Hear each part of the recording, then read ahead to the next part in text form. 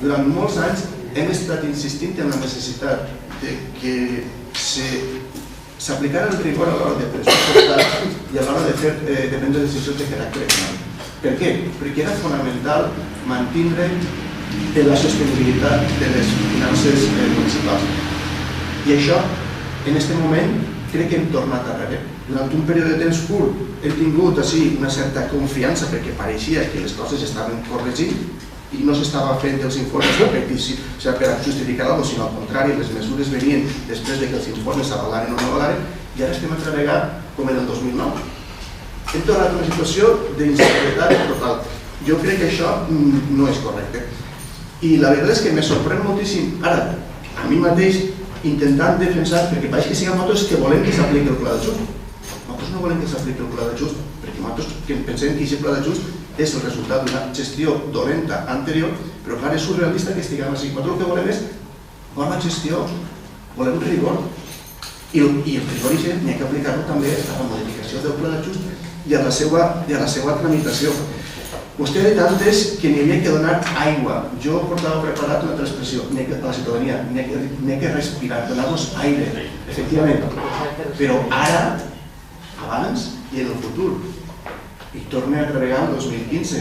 Que casualitat, que és ara quan anem a donar aire o aigua a la ciutadania.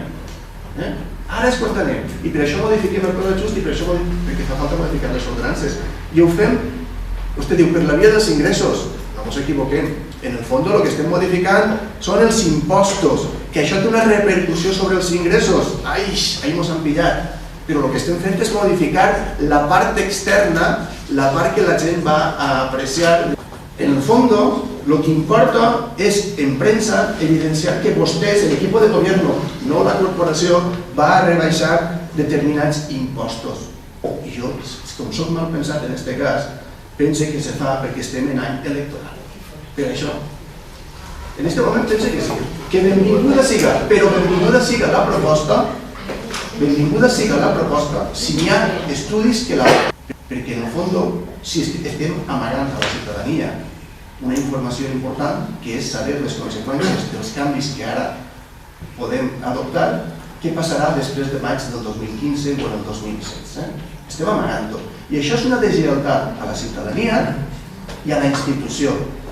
Qui estigui així després de maig del 2015 tindrà una herència. Quina serà? Ja parlarem. Però per almenys els estudis